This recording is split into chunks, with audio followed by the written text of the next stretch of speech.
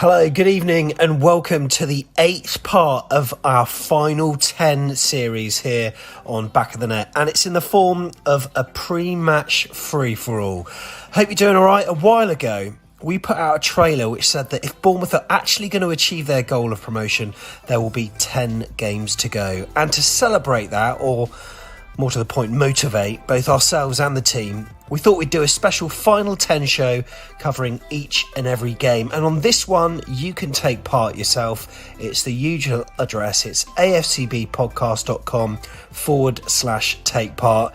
Just have your headphones ready and plug them into your device. So then, what's been the story so far? We've all done watch-alongs. 7 down, 3 to go. We won 4 and we lost 3. So they went okay-ish. We're all good. And oh my God! That's what I could see. How quick, we talked about we wanted a quick goal, a quick early start to this game, and boy did we get it. Is he going to take on his man? Oh, He's being cheeky. Again? Phil Bill with a give and go. Dan Juma. No. Get in! Yes. Get in!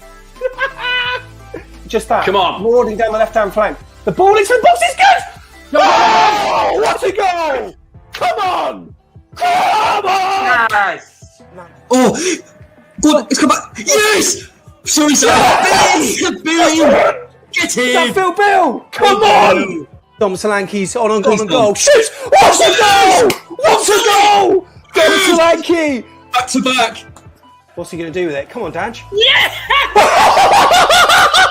What a goal! What a goal! What a goal! Lloyd Kelly. What a goal! Lloyd Kelly! Lloyd Kelly! Lloyd Kelly. I want to be like Lloyd Kelly. Hey!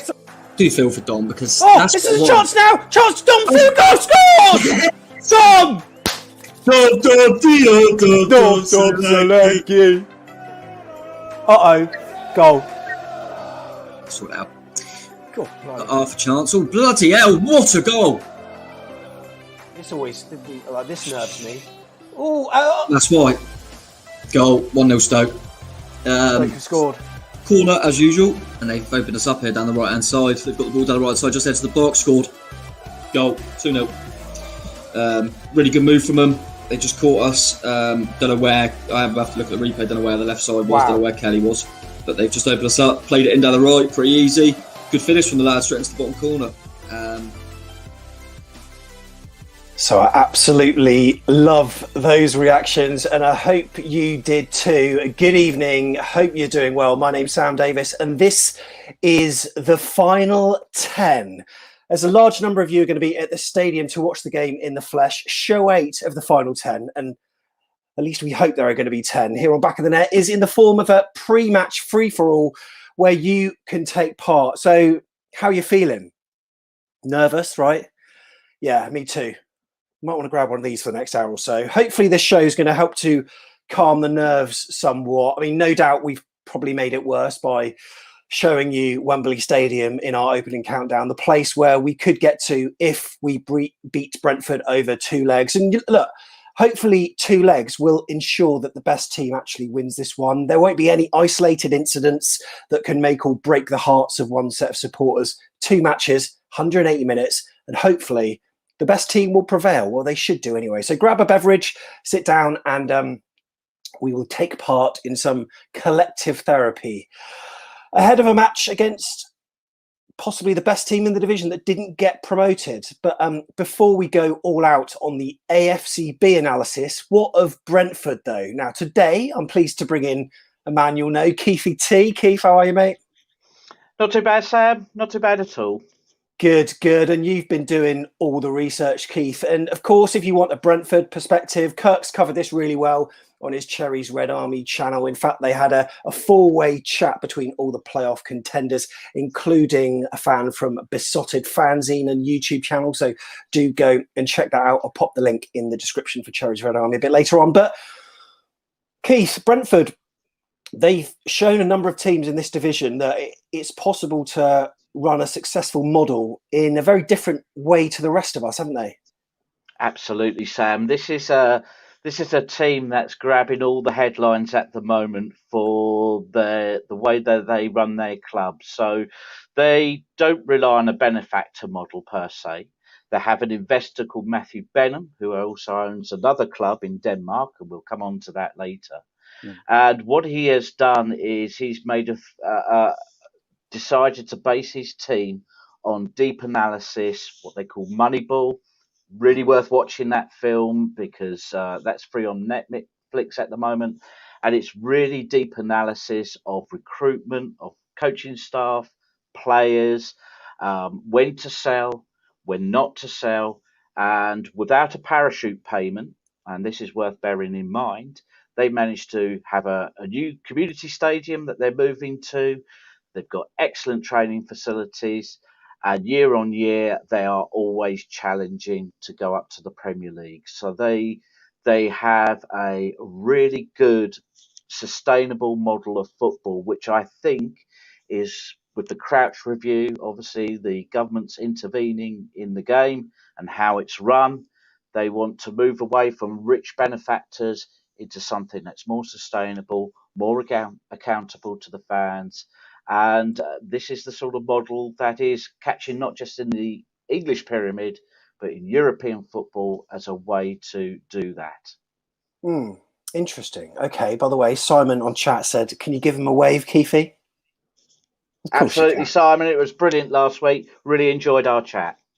Excellent. And there's loads of people. We'll flash up the chats on screen throughout the show. We are completely live and it's your chance to take part. But I am just chatting to Keith to start off with. We've got Morgan, we've got Daniel, we've got Tig standing by. But if you do want to take part tonight, then we do have the usual address to do so. And that is above my head. It's afcbpodcast.com/take part. Now, you alluded to a side abroad that they've got close links with. It's FC Midtjylland, isn't it? Can you tell us more about these links, Keith? So Matthew Benham is a rather reclusive owner of Brentford, and in 2014 he bought a team which was an amalgamation of two smaller clubs called Midtjylland FC, and they participate in the Danish Super League.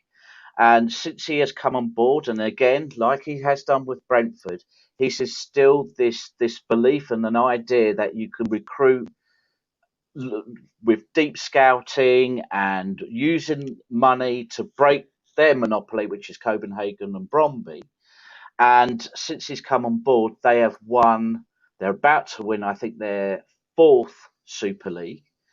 They've won it 3 times beforehand, and they do it in a way that what they do is they sell on players. They've sold on Winston Reid, is an example of a player. They sold to West Ham.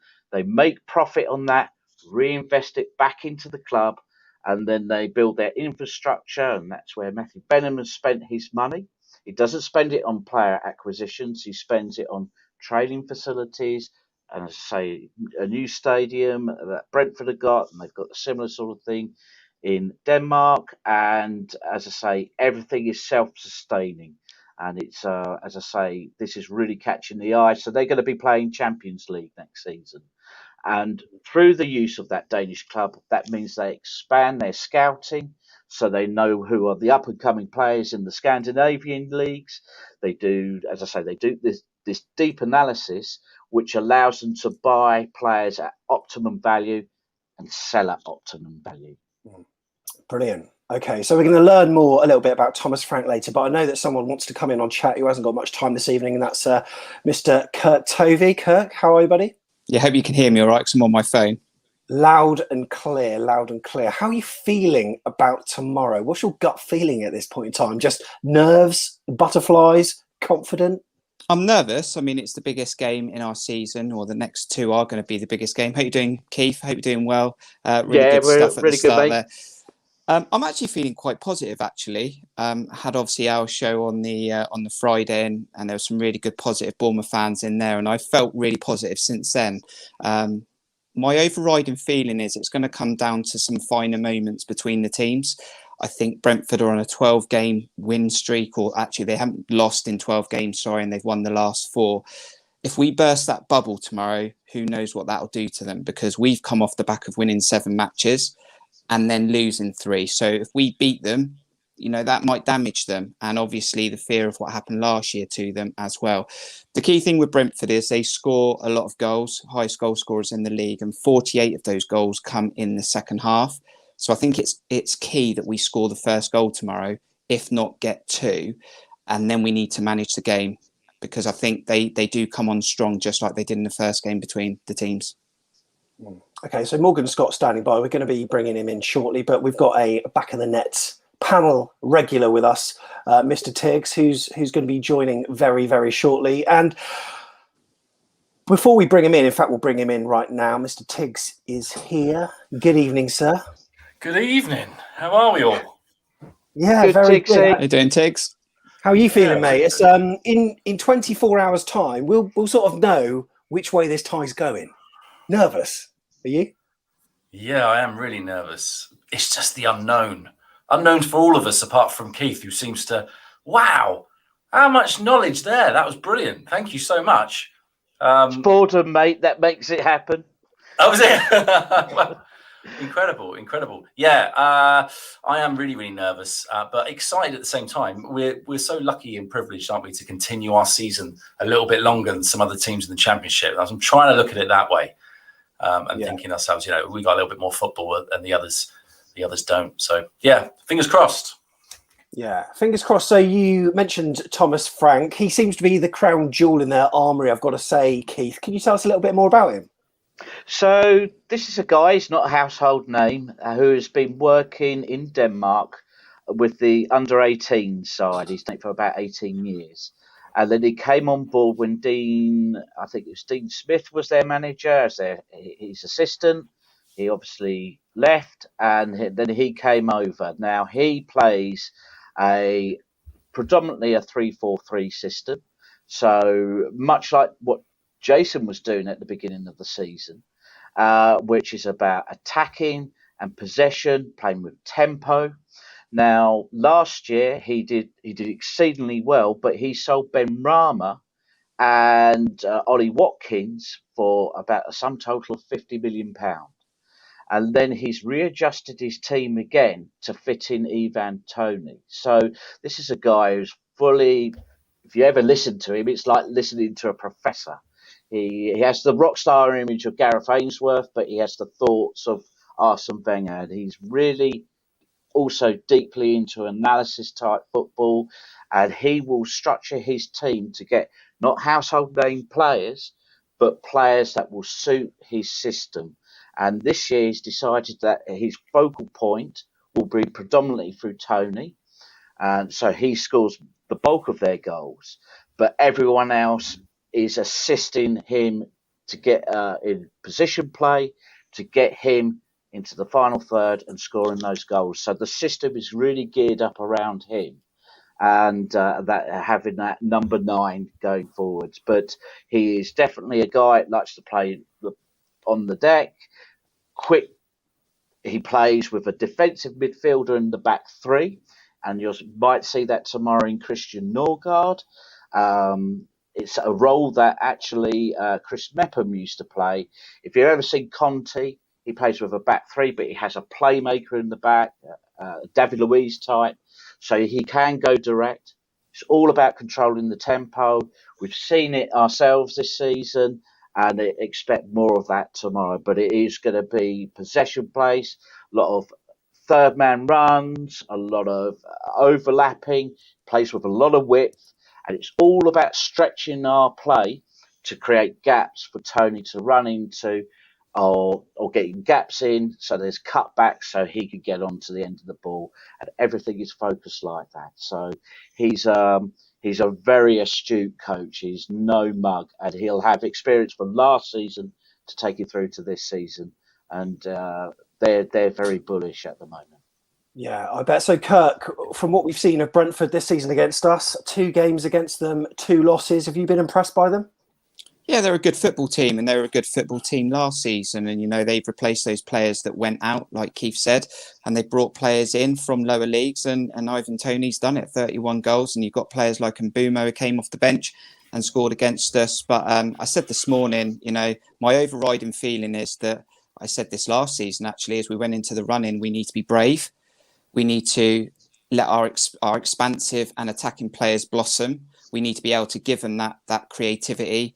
And we need to smile. And I think when we went on that good run, players were smiling, players were happy, and players were blossoming. If we can get Billing in the right areas, he'll bring Danjuma and Brooks into the right areas. And we know Solanke's got goals in him. But let's leave everything on that pitch. Let's walk off and know that we left everything that we could. We didn't let ourselves down, and we did everything we can to try and make that final. And I think we got a better team. We owe them a win. We've lost to them twice, so it's our turn now, I think. And if we can take something into that second leg, we played well at their ground the first time for the first 25 minutes. So take something over to their ground, and there's no reason why we can't get a draw to get over the line to the final. I'm not going to ask you, Kirk, about Ivan Toney, because I think we've probably spoke enough times this season about Dom Solanke v Ivan Toney. However, Tiggs, Jonathan Woodgate's article in the Echo, where he's proclaiming that Dom Solanke is better than Ivan Toney. What thought pattern do you think he's got behind a quote like that?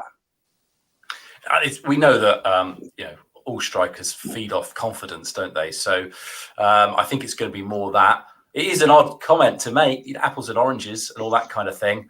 They're not exactly the same type of player. Does he say what they're better at? He doesn't, does he, in the article? I mean, they might be better, Solanke might be better at baking. We don't really know what the article was about. So, but yeah, I think it's interesting because this week there's been two articles on the Echo that have caught my eye. There's been that one where he's kind of playing up Solanke, improving his confidence. And there was another one about our back two of Cook and CCV, whether they can contain Toney. And there was an element of that said, we're going to have to be at our very best to do it, but we will do it. So there's a kind of like building up of Solanke, but at the same time keeping Cook and Carter Vickers very, very, very much, level and measured as we go into this game.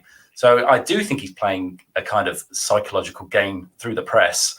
I don't know if any of our players read the Echo though.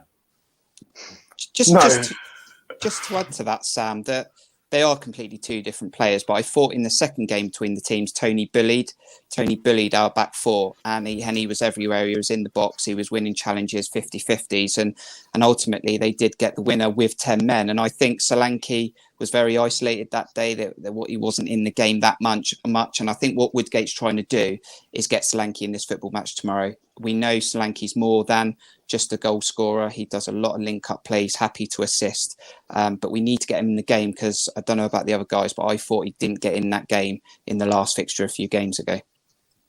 So, Keith, I gather you've been charting griffinpark.org, which is a Brentford fan site. Yeah. And how is recent polling showing how the Bees are feeling ahead of this fixture? Because obviously they've got their reputation of notorious bottlers. However, their form has been a class apart, especially towards the end of the season. So, what's the verdict over there? I think they're very confident that they could beat us over the two legs. In fact, that suits them because we've got to play them at their place in the second leg. They'll be more than happy with a draw tomorrow, and they will be feeling that they have the qualities, particularly in the middle of the park, that they could eventually come out on top of us in the two legs. So they're the inverse of what we're thinking. They would want us to play in a single game. They want us to play us in a two over the two legs. So they remember they lose in finals, not semi-finals. So they'll be, and they've gained a lot of experience, Thomas Frank and his guys, and they will be far more experienced in these pressure situations than we are. So the argument about Toney over Solanke, their front three is a completely different way of playing than our front three. Our striking force comes from the inside forwards, Brooks and Danjuma. Their striking force comes through the middle. So we're playing almost the inverse in our front three. So it's apples and oranges. Who's better and what?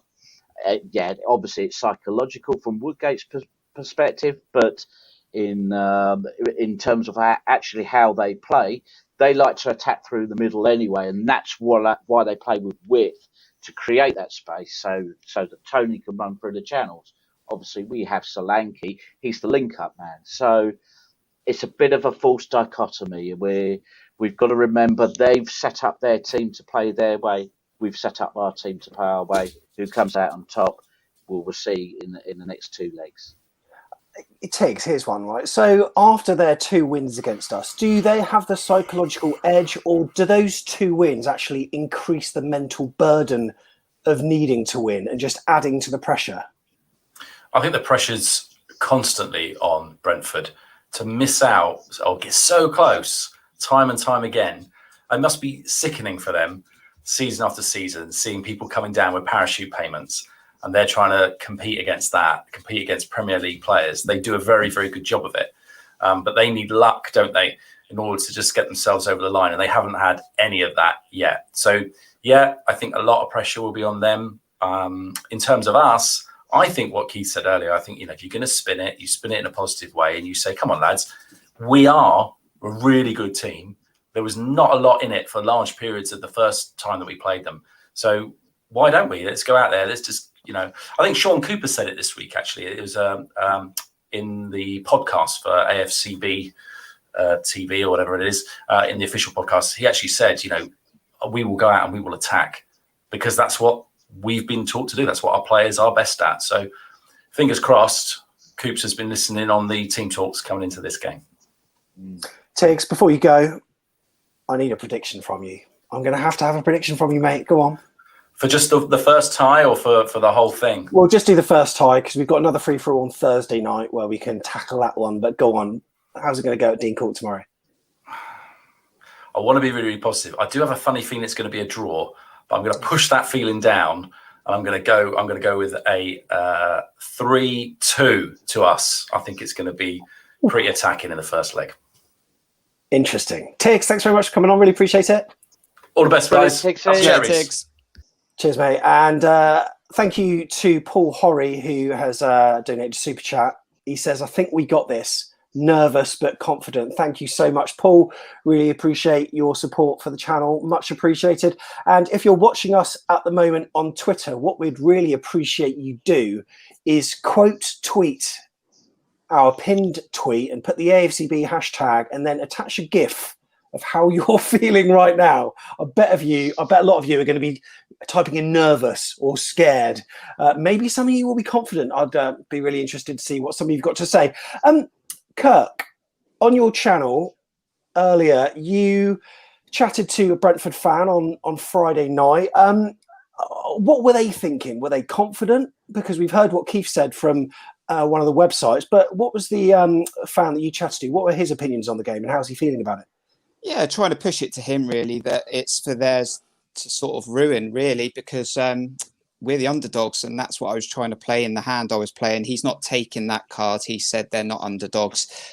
They might have won the last 2 fixtures between the teams. They might be 12 unbeaten and not lost since March the 3rd. But Bournemouth have a very, very good football team, probably squad-wise bigger than Brentford.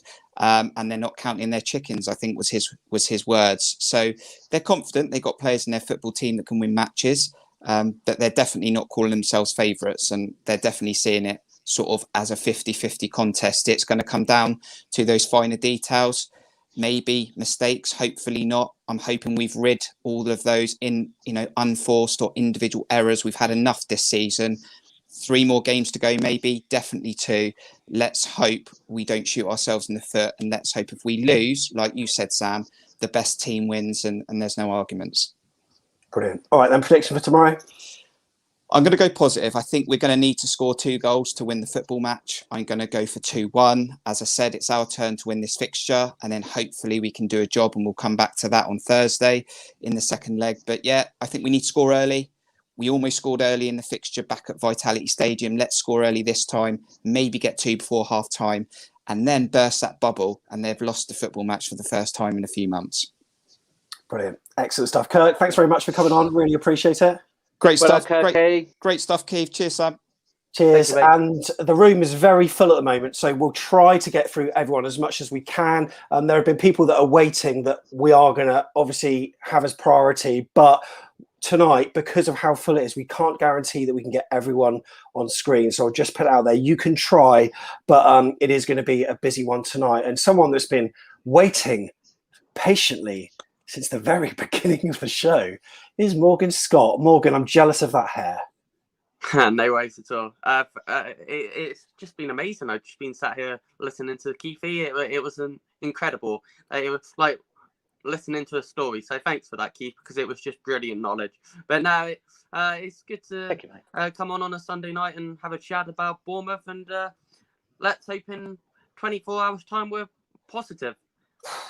Yeah, I sincerely hope so. And Daniel from Florida is here as well. In his usual spot, the fan is going above his head as per usual. Love it, Daniel. Daniel, how are you today, sir? Good. Excellent. Really pleased to see it. And brilliant to see you supporting James Reed's channel as well on the watch along the other day, and such a generous gesture from Mike Botto to give him a shirt as well. That was fantastic, wasn't it? Really good. Really good. So, Daniel, thoughts about tomorrow? It's not going to be easy, is it?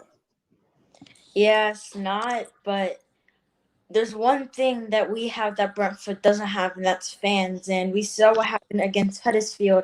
And I'm hoping, like, if I'm just going to give you an example, Dan Jumer does something wrong, I'm going to say a fan just screams at Dan Jumer, he's back into it. There's no more hiding around now. Fans are going to make sure no one screws it up. And I think if we just at least win this game and then we do Arsenal the second leg and just stick back and defend, I feel like we could win this and go to the finals. Mate, I love your optimism. Absolutely love your optimism. At this point, we're going to bring in a familiar face. Keithy T, though, got to say, thanks for your fantastic knowledge. Hopefully we can be gaining more of this insight in the future, maybe on our playoff opponents in the final. That's how confident we are, right? Yeah, we should be confident. Just remember, we've got to play them on the second leg at their place, their brand new shiny stadium. So they're going to be doing the same to us as we're going to be doing to them tomorrow. So it's all to play for. I can see no reason why we shouldn't lose. But on the other hand, they are a really, really impressive side. And to underestimate them at our peril will be a sobering experience, shall we say. It will be. Keithy T, thanks so much for coming on. Really appreciate it. Thank you very much, Captain. Cheers, buddy. Tom Jordan's here as well. Tom, how are you? Very good. Yeah, very good. Excited, nervous, all them things. Okay, so let's spin the whole psychological thing round, right? We are playing in front of fans for the first time.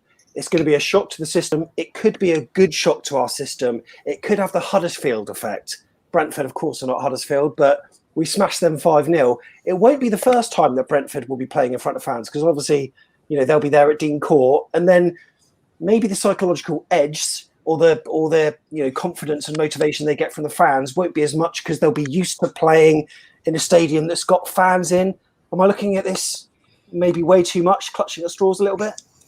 Maybe, but yeah, it's who knows? It's going to be really odd. And like I say, it's nice that both sets have got fans and things like that. Yeah, all we can look at is the two games we did have fans at home. We performed pretty well. Wycombe one was a bit frustrating, but we got over the line, so we've won them games. So yeah, I don't think it'll play too big a part, just because they can go and do the same. But we've got that, trying to spin it the other way, and we've got the home leg first.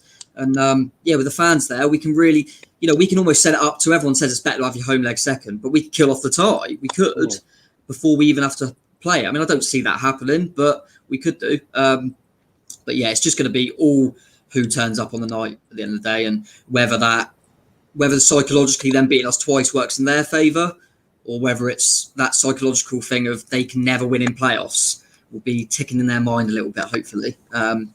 But I'm looking forward to it. I really don't know what to expect. I wouldn't be surprised if we won, wouldn't be surprised if they won. I really don't know what to expect, to be honest, but looking forward to it anyway.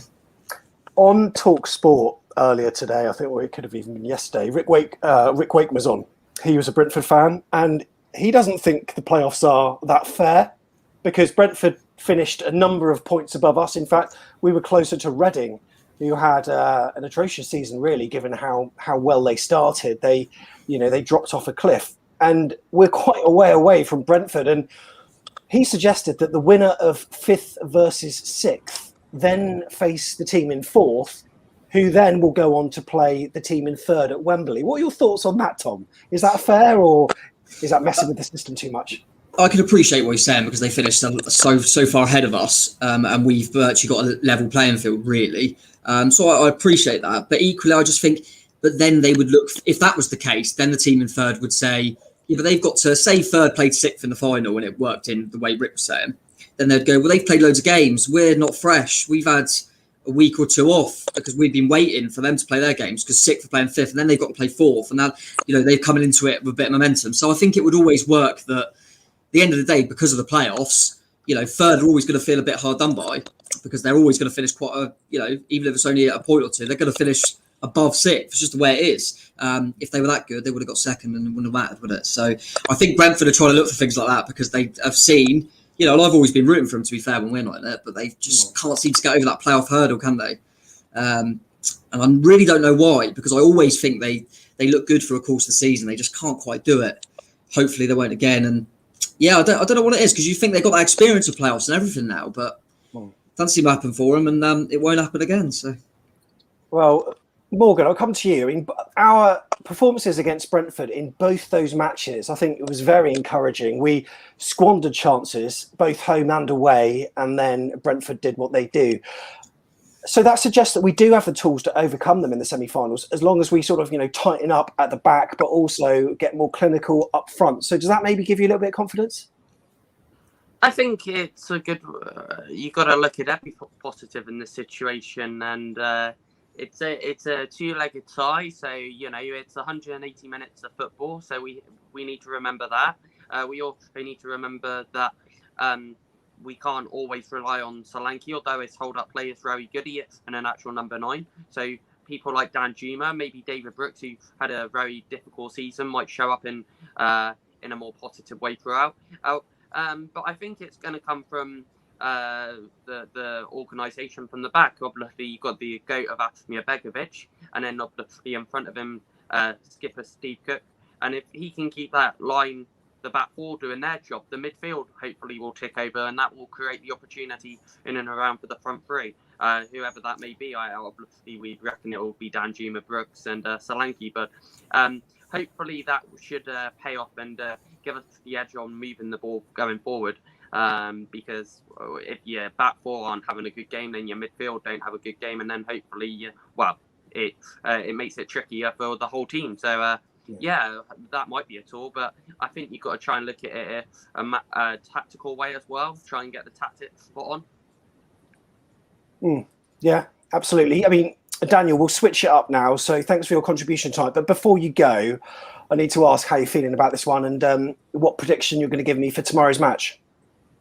I'm super nervous. So I think if we just, because of the fans, I feel like we could win this 2-0, and then we just stick back, and if we let them score, it will suck, because I don't know if this is for this, but don't they have the away goal if they score? No, there's no away goal, I don't think. There's not like in Europe, no. I think 2-1. 2-1.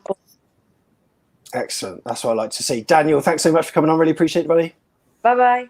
All the best, and see you very soon. And Morgan, there's a Watford fan on chat. I must admit, I haven't looked at the chat for quite a while, but there is a Watford fan saying, "You're losing bad tomorrow, up the Watford." I'm going to be magnanimous and say congratulations on your promotion, Watford, and hopefully we are going to be joining you next season. I think that we've shown that we have got it in fits and starts, haven't we, Morgan? And it's a bit of a lottery as to what team turns up. You can have that team that has the fast starts, the intense starts, or you can have a team that rocks up like we did against Wickham and Stoke, very lackadaisical. So what are you hoping to see in the first 20 minutes? Because I always think, as Neil Dawson said previously on the Second Look show, that's always a good gauge. The first 20 minutes will basically show you how Bournemouth are going to be for the next for the next 70 after that. Well, hopefully we're going to turn up for minute one, for which would be nice. And we're not just, wanting to watch the second half. You've got fans back in the ground. I'm hoping that's the 2,000 that will pump the, Dean Court going to obviously be rocking, hopefully, where we saw with the two previous games earlier in the season. So hopefully we'll turn up for minute one. We might nick an early goal. I just want to see 11 men like this programme fighting for that football, because if you're not fighting for the football, then you don't win a football match. And that might seem really negative. I don't want to sit here and be negative. I want people pumped up. I want aggression. I want passion. I want the 5 yards passing. I want... and they just need to not leave anything else on that pitch. When they're watching it back, say, Tuesday afternoon, when they're gearing up for the second leg at Brentford on Saturday at lunchtime, they want to be sat there thinking, I know I've done my best. I know I don't need to do anything. I don't need a rocket. I don't need anyone telling me off. I know I've done my best. And if you can't do your best at this stage, then you don't deserve to go to the Premier League. But I'm going to be positive, and I'm going to think that I'm going to go for a 2-0 win. And I'm going to go for Dom Solanke to get a brace, because I think he's going to show up when we need him most. Hi, I hope so. Morgan, thanks very much for coming on. Really appreciate it. Thank you very much indeed. Up the cherries. Up the cherries. The room is full at the moment, so for anyone that is looking to come in, it may be difficult. You can certainly try, but we're going to try to keep this for an hour tonight. So we've got Ollie here on audio only. We're going to add to the stream. Ollie, how you doing, buddy? I'm all right. You lot? Yeah, very well, mate. Very well. How are you feeling ahead of tomorrow? Nervous? Yeah, but also a bit excited because, well, looking forward to the playoffs. Only time that we've really been in the playoffs or automatic was once when we went automatically up. So it's going to be exciting to be in the playoffs in my life. So, well, yeah. I mean, we were back in 2011, and that wasn't a brilliant experience. And then, of course, we won at the Millennium Stadium in 2003, I think, when we beat Lincoln. But we won those playoffs. We lost the next one. Maybe it should be back to a win. But as a football fan, Ollie, it's an exciting way to end the season, but it just isn't when you're involved, is it? No, just seems like, well, we've got all to play for, but, well, it might not end up being the best experience, and it might end up crumbling. Oh, mate, don't say that. Well, we're going to bring someone in now, John Spark, who hopefully will add some positivity. And he's wearing a cap. It's the cap of positivity that he's wearing. All right, John, how are you? I thought I'd put it on because I've just recently got it. Same with the shirt. I was actually down in Bournemouth. For anyone that follows me on Twitter, I put it up. It's first time in 17 or 18 months down from Manchester. So it was lovely to go and see the stadium for the first time in ages. Oh, amazing, yeah. Yeah, it's not going to be easy at all tomorrow. I think people talking about to do with who's the better team. I think it's pretty darn clear. I think we've got the better individuals and they've got the better team, as far as I'm concerned. It really is like they are a system that has been built together over the course of several years with several different managers. Keefe T obviously went through very articulately about the model behind Brentford, the kind of Moneyball system, which, provided that is done well, can be a fantastic system that's very much worked for Brentford. Despite not going up, they still have been one of the best teams for the last 3 years in the Championship. So they're a team. We're a collection of Premier League players, and that doesn't necessarily get you the win by any means. I think the two really interesting if people might want to look at tomorrow, I feel, is going to be Danjuma against Roslev on that side, because from what I understand, quite a young player. I don't know whether he's come through the Brentford ranks, but still a young player with not much experience.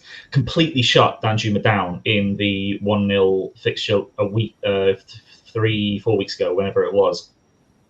And Danjuma wasn't in the game at all. Didn't complete a dribble. Only got about 40 touches, 20 passes, just nothing special at all, and he was completely nullified. And the other interesting thing, of course, is that they play a 3-4-1-2 formation, which is quite an interesting setup. Keepy went into the fact that they've got basically a playmaking defensive midfielder and centre-back. But Fosu Henry, who plays in sort of the central attacking midfield role, the number one, he's a left winger. He drifts left all the time. You look at his heat map, it's basically all red down the left-hand side. He's not really staying very much. And their left wing back, if Henry's not fit, who's probably the best left back in the league, if he's not fit, you've got Sergi Canos down the left-hand side, who is essentially a forward. And he, along with Fosu on the left, they are very stacked aggressively down the left-hand side. So it is really going to be, can Smith, because it's probably going to be Smith, can he compete well with that? And is Brooks going to provide him the defensive support? And if it's not Brooks, is it going to be probably Lerma that comes across onto that right-hand side to help out? You know, it very much was... it wasn't in the 1-0 loss, but in the 2-1 loss, we lost both our goals from headers and crosses into the box. So there's a lot that can go wrong, but there's a lot that can go right. I just hope that Jonathan Woodgate has done his work and make sure you've got all the attacking players actually corroborating, getting in their passing formations and really creating something which we just completely failed to do in the 1-0 loss. So, you know, there's a lot of tactical battles that I'm sure will go on, and this is where Woodgate's going to have to prove his chops. So, in terms of positions that are up for debate, Tom, which positions at the moment are we thinking, okay, we're not sure on? Because, you know, the right flank was going to be Brooks or Stanislas. Stanislas looks injured, so he's not going to be involved. Left back, is that one? Nah, it's Stacey or Smith, I think. I'll be absolutely shocked. That's the only one that I wouldn't be surprised which one it is. Apart from that, it picked itself, in my opinion. And as much as maybe, you know, Riquelme, I thought didn't do himself any harm in like the Wycombe game, for example. None of the players that come in stake the claim, you know, people like Wilshere and that, they didn't come in and try and, you know, grab the shirt. Stanislas looks like he's definitely out for at least the first leg, so he ain't going to be there. So, yeah, I think it picks itself apart from the right back, and I think he tends to go Smithy more than Stacey in the kind of big games. And I think he probably has developed a bit of a better partnership with Brooksy, but you know, I wouldn't bother me if Stacey was there either. So, yeah, it will just be out of them two. Apart from that, I can't see any changes. I'd love to see Brooksy turn up because he's one that's really infuriated me this season. But if he goes and says, you know, I'll turn up in the playoffs when you need me, then that's absolutely fine by me. But I saw a few things lately of kind of ratings of the best players in the Championship, and he was right up there, like in the top 10. I'm thinking, he is. If you watch the Championship this season, there's no way he should be in it for me. And I really hope he proves me wrong and just turns up when we need him most, because he's supposed to be this £40 million player, and he just goes missing all the time, in my opinion. So, I mean, I'd like to see him perform, but I think most of our joy is going to come from Arnie. Like John said, they've got a fairly young right back, right wing back. Yeah. So Arnie's going to have to run at him and test him early on. You know, maybe get him on an early booking, things like that. You know, all these things matter, and I think that's where the game could be won. I think it's Ivan Toney for them trying to get on the score sheet, and Dan Juma producing a bit of magic, and I think it'll come down to that. So, okay, left side of defence. We had Rico for a bit, you know, because Lloyd Kelly was injured, and then he came back in a little bit cold. We know how well he's been linking up with Dan Juma. John, is that up for debate or not? Is it going to be Lloyd Kelly?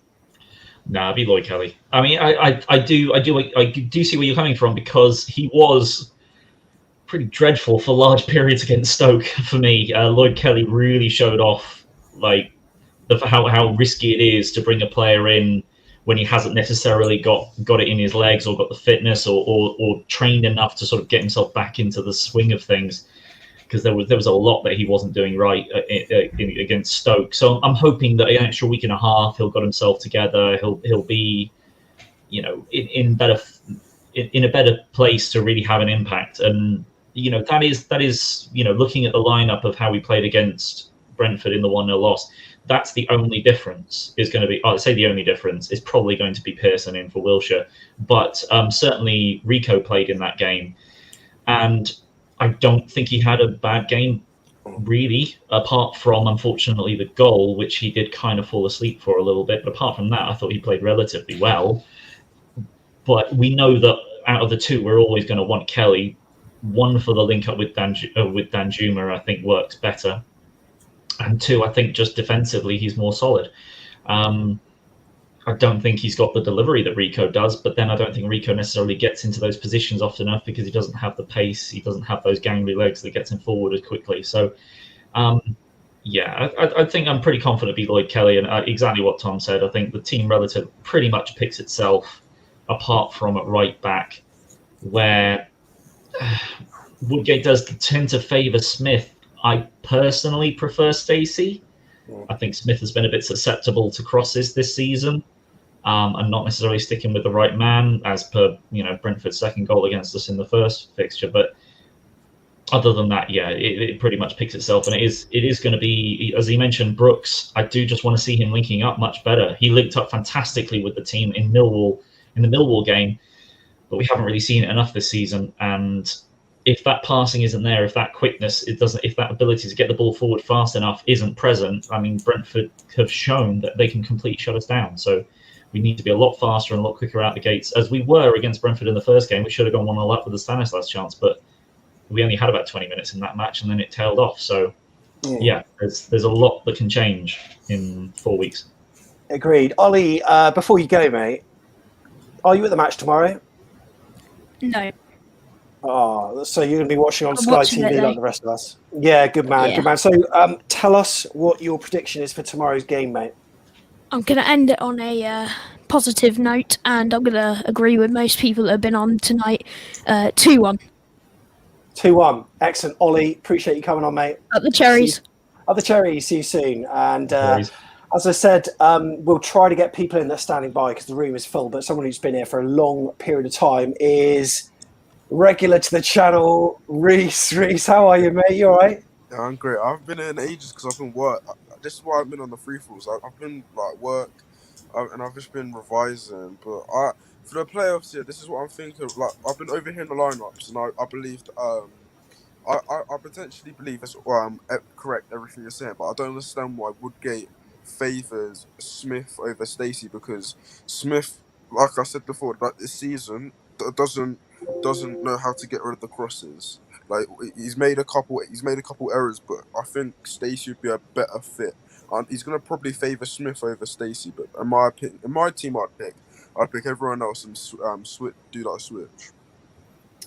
Yeah, that's an interesting thought. And Tom, there's been some people that have suggested that if we went into the match away with with some kind of win, with some kind of feasible win, that we could maybe defend the chance of maybe doubling up, like Woodgate has sometimes done, by putting Stacey a bit further up and partnering Smith on the right side. Is that an option that he might consider from the off? I can't see him doing it from the off. Like you say, if we were to get a decent win, he might be tempted to do it in the second leg, potentially. It's something that that could work, and I think Stacey's actually got a decent delivery on him as well. But yeah, I'd be very surprised if he did it from the off, but it's a very good option to have, and I think if we were to lead in the game, in your 10 minutes, 15 minutes into the second half and we're leading, then Stacey's coming on, even if whichever one is not on, Stacey and Smith will be coming on for Brooks. He seems to do that a lot. He's even done it the other side, hasn't he, with Rico as well, kind of doubling up with two fullbacks down the side. So if that happens tomorrow, that's a good thing because it means we're winning. But I don't see him doing it from the off. But I agree with the point. For me, it's a flip of a coin with Smith and Stacey. It really is, because I definitely agree that Stacey, that defending of crosses and stuff, Stacey's a lot better. I feel more comfortable if the ball's coming in from the opposite flank. I'd rather have Stacey there. But I think Brooks sometimes, and some of our attacking play, Smithy's linked up a bit better. His energy's quite good. It's a flip of a coin for me. I really wouldn't mind. I could say the same thing, because with Stacey, he's got so much desire. He's got so much hunger. He's quite quick. He's quicker than Smith. He's got better awareness. But then again, with the link up, it's you don't want to mess that up. You want to keep the like you said. You want to keep that together. Otherwise, we can't do what we've done most of the time of the season. We can't start off slow. We got to have a strong start. We can't be waiting until the next half, because I'm gonna be completely honest with you. This is how I'm gonna be watching the whole game. I'm gonna watch my team like this. I don't even know if I want to watch the game. Sadly, I haven't got a ticket, but I'm thinking of going to I'm thinking of making a trip down to Bournemouth to watch it at a pub. Mate, Why not? Why not? I think it's how many people are going to be watching it. It's Tom, you're going to be there though, and you're going to be taking some content for us, aren't you? And what stand are you in? I'm in the north, Steve Fletcher stand, which I'm pleased about. Stand. Yeah, I'm pleased about. Managed to get in that one for Huddersfield as well, so hopefully that's a good omen. And against Huddersfield, I was right down the bottom, and we won 5-0, and I've been given row B. So hopefully it stays dry for me. But yeah, behind the goal, row B. So I'm sure you'll see me going mad. But yeah, like I say, I'm really looking forward to it. And 100% of the games I've been to this season, we've won. So we'll use that, shall we? Oh, Tom, excellent. This is off topic. Yeah, are you allowed to chant? Are you allowed to chant or not? Okay. Oh, I'll be chanting. Yeah, I'll be chanting. Yeah, you have to keep your face mask on and stuff. But that's what it was last time. I don't know if it'll change too much. But yeah, you're allowed to sing. What true owners are. Did you see the Leicester game? That's what a true owner is. That's what. That was brilliant. Have you ever seen our owner lifted up the championship trophy from 2014-15? No, well, he's a very private man, but you know what you'll do for his privacy, you'll have Jeff Mostyn, who takes the acclaim and wears rubbish sombreros with Premier League typed in Times New Roman, laminated across the top, stuck to it with blue tack. That's gets his arse smacked in the dressing room. Getting his arse, yeah, exactly. So yeah, the thing is, sorry, no, Karen. No, go. The thing is, I'm not happy with the transfers we made in the summer because I look at it right now and we went for CCV, that was a good signing, but in my opinion, Riquelme wasn't the signing we should have signed. We should have tried signing Wilshere in the summer transfer window. I'm personally not happy with it because I believe we should have just got rid of King straight away. I don't think we should have kept trying with King. Like King should have just went to West Ham and we should have got like another striker. But how I see it this season, I look at it as a massive disappointment because, in my opinion, I think we have the best squad in the Championship. Yeah. Like by far, like you think it statistically, like with players worth, like when we're on our day, we're the best side in the Championship. But it's the consistency, it's the morale. Like it's kind of disappointing. I look at this. If we don't go out for the playoffs, I think this is an utter disappointment to me. Yeah, agreed. By the way, I've got to say, Reese, that's a very presumptuous wallpaper sticker that you had before you. I don't know if you put that up at the start of the season. We are the champions, unless you're a secret Norwich fan. But maybe you just thought that in advance, did you? But either way, Reese, give me a prediction for tomorrow, mate. I'm trying to be positive. Or it's either a 0-0 or we'll nick it on the break. We'll nick it on the break. Yeah. Okay. Interesting. Nice one, Reese. Appreciate you coming on, mate. Thank you very much. Take care of yourself. Cheers, buddy. Some closing comments, John, about tomorrow. What you're hoping to see? Fast start, obviously, plenty of goals, and for us to be clinical. Yeah, clinicality would be absolutely wonderful. But based on our season, that's not going to be happening anytime soon. So I think. Look, we need to get at least a draw out of this game. We lose this game, I really don't think we'll get through. I don't think we've got any chance really if we lose this game. It's very unlikely. So I'm thinking 1-1. I'm hoping towards 2-1. I think both teams will score. I think it's very unlikely we're going to keep Brentford out. So far, we've stopped Ivan Toney from scoring. That's pretty impressive. But we didn't stop 3 others from going in. So look, there's a decent chunk of history that Bournemouth are looking to make here. Like the last time that a team that finished in 6th went up in the playoffs, 2010 with Blackpool. So that was the last time a team in 6th went up in the playoffs. No team has ever lost their last 3 games and gone up through the playoffs. So that's another one that's looking to make history on. And there was another one I was going to say, and I can't remember what it was. But either way, that was it. No 3 teams that got relegated the previous season have all gone up at the same time. So there's a hell of a lot of history that Bournemouth can make here. Now that's all sort of ifs, buts, and whatever stats. The reality is Bournemouth have to go up because if we don't go up this season, it ain't happening again. As far as I'm concerned, the money is going to be too much of an issue. This is a make or break in terms of getting it back to the Premier League for us. So the players need to be well and truly aware of how important this is to the club, how important this is to the fans, and for everything that is involved with people watching along. And hey, they've got the people there. They've got, 2,000 going to be cheering them on? So if they can't do it then They're never going to do it. So yeah, good point. So we've got. I'm feeling very hesitant. I'm nervous, but I know we can do it. It's just whether we turn up. So yeah, let's see what happens. John, thanks very much for coming on. Really appreciate it. No problem. Up the cherries, lads. Up the cherries. And sorry to everyone that's tried to get on tonight, but we've had a very full room. The people that are still here in the chat at the moment, we will bring on. So apologies we couldn't get through everyone. There's a person who I just want to bring in very briefly on audio, which is Robert from AFCB Latvia. No Cam today, Robert. What's going on, mate? No audio either, Robert. That's not good. That's not good. We'll keep you on. You can hopefully sort that out. Someone that is here. We've got a loan signing from Cherry's Red Army, by the way, of Dan. Oh, who's sorry, just eating. Chomping on his dinner there. I thought I'd catch you unaware. How are we? How are we? Very good. By the way, loving your sort of new style pod sort of videos on the channel. Cheers. Really, really good. Like, really enjoyed the one with your old man, and also with, your regular colleague there. So yeah, excellent stuff with that. How are you feeling ahead of tomorrow? Yeah, It's difficult. I feel not as confident as I'd like to be. I think that it's such an important one tomorrow, and I think John was talking about it briefly. I only managed to catch the last 5 minutes. I've just been working, but I think that if we don't win that first game, I don't think we go through. Personally, I think that Brentford, the team that have done the double over us, are the favourites to go up through the playoffs. I think, and losing the last 3 games, which did we have that? There was a debate or conversation, not really a debate, that was saying, did we hit our form slightly too early before the playoffs? Would we have liked it a little bit later? And not having scored any goals in the last 3, concerning. I can't see us keeping a clean sheet in either game, really, with Ivan Toney playing for them.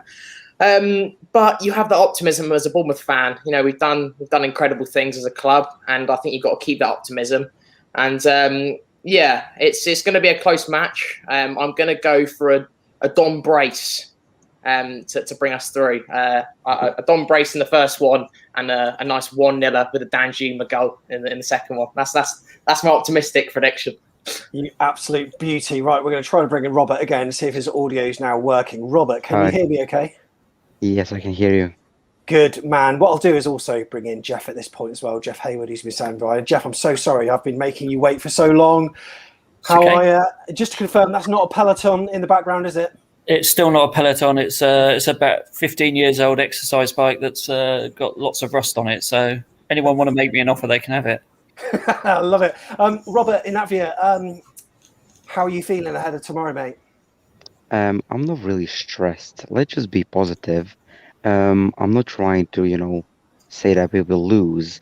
I'm trying to be positive because, Brentford are really, really good. They can beat us 5-0, or maybe they can lose 3-0 against us. It's like 50-50 against them because they are really, really unpredictable. Sometimes they win 4-0 and sometimes they lose. So hopefully we will win the first game. I'm not really sure that we will score like 6 against them. Maybe like 1 or 2, maybe like 2-1 or 1-0. Of course, if we play good, if we play bad, we will not win. That's what I like to see. And we'll finish by bringing Simon Kay in as well, because he's been waiting for a long time as well. Simon, hello, buddy. How you doing? Very good. I've been terrible with the chat tonight, so apologies if I've missed any message, but I did see something earlier that Sammy said about a walk and talk from Talking Cherries. Can you tell me a little bit more about it? Oh, well, I thought she was just saying that you double booked for Thursday night and we have a Talking Cherries call. That's what she said. Oh, have you? But anyway, we can put it on a bit later. We can put it on a bit later. Walking and talking. Don't know walking and talking going on Thursday night, that's for sure. But we have been walking and talking because Keith obviously mentioned it earlier. So we had a nice walk on the beach last weekend. We're trying to do these more regularly. And we've been limited by numbers, obviously, because of the situation we've been living through. But obviously our next one on the 30th, we can have as many people as we like. Amazing. That's really good. And is it positive vibes only at the moment in terms of AFC Bournemouth's chances? Look, there's one thing that's really important is I'm going, which means the Phil bill will be in my pocket. That's what we all want to see. Now, that's give the people what they want. What I will say though is my prediction is we're going to draw and then we're going to win at their place. I think psychologically it's better if we're not ahead, unless we're 2 or 3 ahead. I also think in the first game that Phil Bill's going to have to drop back more than he might like to at certain moments during the game, because whenever we've played them, they do, as Keith said earlier, come through the middle very well. I think we might have to change our tactics slightly and go down the wings a bit with some good old-fashioned overlaps. And again, as was touched on earlier, whether Smithy's the right person to do that on the right, whether Stacey is. So I'm not massively optimistic for the first game. I think we'll draw, and I think we'll win away. Interesting. Okay, but taking chances, Dan, that is of the utmost importance. And, you know, it was demonstrated in the first 5 minutes against Brentford at home, also in the first, half hour or so versus Brentford away. I felt that we had so many chances, but just didn't take them. And that I still think about that gilt-edged chance by Junior Stanislas at home now, thinking he should have buried it. His feet gave way. He put it over the bar or whatever it was. But we have to be clinical. We need to be, you know, like Ivan Toney-esque, Dan. Absolutely. It's so important, especially in these types of games. You know, they don't come around very often, and the importance of these playoffs is massive. And we've got to be clinical. That's that, and we can't miss, because you've seen how many times, like Liverpool this season, for example, missed so many chances. They can dominate games. You can create the opportunities, but we need to bury them. And I just hope Dom's got his shooting boots on, because you don't want some of the misses he's been having this season. And Danjuma, I'm looking forward to some.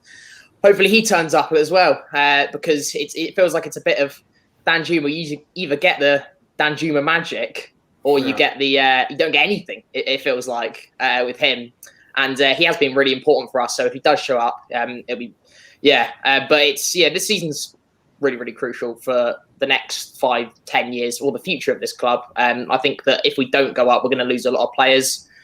Danjuma's going to be going for one, our star man, and amongst probably a few others. And it's and then we could find ourselves stuck in the Championship, and then who knows what happens after that. But got to keep optimistic, and got to keep the faith. And together, anything's possible. So I'm feeling optimistic, like always as a Bournemouth fan, but very, very nervous. Very, very nervous for tomorrow. Okay, Dan, before we let you go, prediction for tomorrow then, mate? Like I said earlier, I'll go for my realistic prediction rather than what my heart's saying. I think I'm going to go for a 1-1 is what I think will be the score. All right, mate. Nice one. Dan, thanks very much for coming on. Really appreciate it. Cheers. Appreciate you having me on. Cheers. Thank you so much. And also, Robert, before you go as well, what's your score prediction, buddy? My heart is saying 3-0, but let's be real, it's not going to happen. I'm saying 1-0. Let's hope so. Let's just hope so. I hope so. Thank you very much. Really appreciate it. Up the cherries. And thank you to Steve Hensman for the super chat. Shout out to you all. Come on, you Reds. Really appreciate everyone who's taken part tonight. Simon, I appreciate you didn't have as long as you want, but just, pretend you're Jonathan Woodgate. What's your motivational messages to the players going to be at 5:30 when you're chatting to the players before they run out? Put me on the spot, or what? Number one, do what you do best. Do what you're good at. Focus. Pay attention. Get the fucking 3-0 win. But, excuse my French, I do, as I say, I do go for the 1-1 draw. And I think we win at their place, and we win at Wembley. That's what I like to see. Simon, thanks very much for coming on. I appreciate it was short. I was only supposed to keep this to an hour tonight. So thanks so much for coming on. Really appreciate it, mate. Take care. All the best. Cheers. And shall we go through the side for tomorrow then? Jeff, I appreciate you've not even spoken much either as one of the team here. But you know what, Jeff? As your chairman of Back of the Net, I'll let you pick the side. Thanks, Go on then. Talk us through it. Tom, we'll keep you on as well for this. Talk me through it. In the meantime, we want to get your predictions for tomorrow's game only. in chat, and shortly I'll display them on screen. So let us know what you think the scoreline is going to be. Bournemouth score first, please. In goal, what's it going to be? A goal-scoring hero, Mark Travers, Will Dennis, or are we going to stick with the usual? I think it's going to be player of the season elect, Asmir Begovic, I'd say. Asmir Begovic. Now, this right side, Tom, what did you go for in the end? I think it will be Smith. Okay. I think it will be Smith. Like I say, for me, it's flip of a coin. I'd be more than happy if Stacey's there. But yeah, I think it will be Smith. Jeff, I'll let you do both the central defenders. I mean, I don't even know why we're actually... Why are we doing this? It's going to be Cook and CCV. Yeah, of course it is. Of course it's going to be Cookie and CCV. And Tom, on the left side, Rico, he did okay, but not quite enough in your opinion. No, Zamora, isn't it? Yeah, Zamora. Yeah, Lloyd Kelly, mate. Yeah, Lloyd Kelly's... Rico's done all right, but Lloyd Kelly's our best left back. And we know that he's shown what he can do with Danjuma, his pairings. Right then, Jeff, talk us through the midfield tomorrow. I'm going to go with Pearson and Big Jeff, my namesake. Pearson and Big Jeff, but not our favourite Jeff. You are our favourite Jeff. No, he's my favourite Jeff, honestly. I've actually just put Jeff. Sorry, I got Jeff on the brain. I put Lerma's name there. And it's important that a certain player 6 on here, Tom, he could be crucial tomorrow. Yeah, we need Shane Long to be at it, don't we? Yeah, we'll go Phil Bill. And like I say, he's probably had a few games off, if you like a few of them have. But yeah, if we get the Phil Bill that we've seen since Woodgate's come in, really, then he'll be a hell of a player for us in these playoffs. So let's hope we get the billing that we all want to see. But yeah, billing more advanced is crucial. Get close to Dom. Okay, Jeff, right-hand side. I think we know who it's going to be. Has there ever been a player that has had a more underwhelming season that could be starting on the right-hand side? I mean, will it be Brooks? It's going to be David Brooks from the 2018-19 season. Tom, you agreeing it's going to be David Brooks? It will be, yeah, and I hope it is as well. Like I said, we know the quality he's got, and we've said this before, haven't we? I always remember Frano when we managed to chat with Frano saying that he's the best player he's ever seen, like in terms of training and stuff like that. And we know the quality he's got, but for me, it's just not. Like I say, it's that. Now I'm starting to think was he a one-season wonder? Because I just don't. I looked the other day against Wickham and I thought if Brooks had played like Riquelme did, we'd have all been saying Brooks had a good game. Do you know what I mean? And we're almost picking Brooks and talking about Brooks because of what we've seen in the past.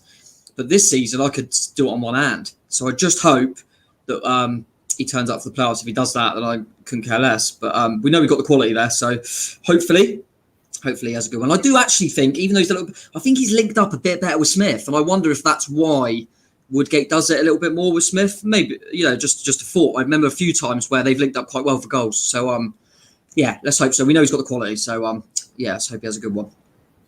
Loving seeing all your chats with all your predictions. Hopefully you saw your name. If you haven't yet, I'll be on it very, very shortly. Okay, then, Jeff, left-hand side. Who's it going to be?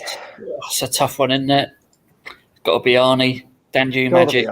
Danju Magic on the left-hand side. And up front, it's important that this player has a decent game because, whilst he isn't scoring Ivan Toney-esque levels of goals, his link-up play has been pretty good all season, isn't it? Yeah. Big Dom. Dom. Yeah, he'll have a good one. He'll be fine. Like I said, it's a real shame for me because I think if it wasn't for the fact that he's our main centre forward and the one that's supposed to be getting us goals, I think he'd have been the next best kind of outfield in terms of, apart from Begovic, for the player of the season. I think he's been amazing in the games. He just hasn't got, but unfortunately, he's had great games. We've scored 4 and he ain't got any. And you think, he just needs to get a few more goals. But if he gets them in the playoffs, if he scores in all the playoff games, then no one will be complaining. But yeah, he's got a big part to play. There we go then. Right, boys, we're going to go through a few more predictions as well. We've got Ben who's saying 2-1. 2-1s all round. Look at this. Mark Cole's going for a 2-1 as well. Mark Singleton 2-1, 2-0, 3-1. We got 2-0. Chez's here. We've got a few more 2-0s as well. We've got Liam who's going for 1-0, 2-0 to the Cherries. My chat's just skipped a little bit, so I'm just going to have to go up again. Sorry if I've shown yours on screen twice. It's good to see lots of people very, very confident. We've got a 2-1 there. We've got a 3-1, 2-1, 1-1 for Sam McQueen. 2-1 to the Bees, said Frizzy Fusion there. Harry Mogg 2-0. Heather going for a 3-1. Sammy, I don't know if I saw your score, but I'm sure it's going to be 3-1. Paul, 2-1. There we go. Those are all our score predictions. But what are yours? Tom, talk to me. How's it going to go? Yeah, I think we'll get the win. I think I'm looking at it this season, and everyone that knows that watched the channel now, I've been very frustrated about the lack of consistency. I think the three best squads in the league are Norwich, Watford, and Bournemouth, and two of them have been more consistent than us, sadly. But the games that we have decided, let's turn up, are against them the big games. We didn't turn up against Wickham. We haven't turned up against Sheffield Wednesday, but we turned up against Watford. We turned up against Norwich. So that trying to look at that as a positive. I think when we beat Norwich early in the season, 1-0 Danjuma. When we turned up against Watford, 1-0 Danjuma. I'm going 1-0 Danjuma. That's what I'm going for. And last time we got promoted, remember, we had some Hornets, didn't we? Watford, some Hornets flying around trying to get top spot off us. I went, oh God, now we're going to get the Bees. All right, 1-0. 1-0 Danjuma, and then we're going to skank a 0-0 at their place. I'm going for a 2-1 for myself. I think, if we're clinical, we know we could beat them 3-1 or whatever, but it's just the fact that we haven't proven ourselves this season in terms of the clinicality stakes. Jeff, prediction for this? So I'm going to say 0-0 tomorrow, 0-0 at their place, and we win 12-11 on penalties. Trevor's scoring the winner because he's brought on as a last-minute penalty taker. If that one comes off, I'll be absolutely delighted. Absolutely delighted. Jeff, thanks for coming on today, mate. Really appreciate it. No worries. Good luck. Cheers. Tomorrow. Thank you. And Tom, your match day then, what time's it starting? Oh, well, we've got to be there about a day before. I don't know what we've got to do. We've got to be there about 4:15, I think, for the 6 o'clock kickoff. So it'll be it'll be odd. It's just horrible because then you've got to sit there and just sit with them nerves. But I don't know. It'll be an interesting one. But I think it's going to be an horrible game. I think both teams are going to play with a handbrake and be they know how much it means. These are the two favourites. That's why I think it's going to be a 1-0. I think we've just got a little bit more in terms of Arnie, that magic. I think it'll just turn on an Arnie goal and we'll defend for our lives and it'll be one of them backs to the wall maybe. But I think we'll get over the line and be interesting. It's just going to shape all our weeks, isn't it? It's mad thinking this could be such a horrible week or I could be on cloud 9. So that's what it's all about. But it'd be good to have 2,000 of us in there and cheering them on. So, yeah, really looking forward to it. And whatever happens, it's good to get the fans back in and we just got to be that 12th man, as they say. And if you are going tomorrow, if you don't usually sing, right? Just get behind the boys because every voice will help. We all want it, so sing tomorrow because it really does help. Or even clap. Hopefully there's no clappers, but just make sure you are loud and proud. And you know what? You're going to be there quite early. We might have to do a lunchtime live from Dean Court, Tom, or something like that, haven't we? Yeah, we could treat him, couldn't we? Yeah, why not? I'll be I'm just going to wake up and think about the game. I'm probably going to go to bed in my scarf. Not only have I got my coaster and my back of the net mug, I've even got Cherry Aid, just everything. We're just trying to get any positive vibes going. So yeah, I'll be awake and I'll be ready to do any Bournemouth content, Sammy. You know that. So just give me the call, boss.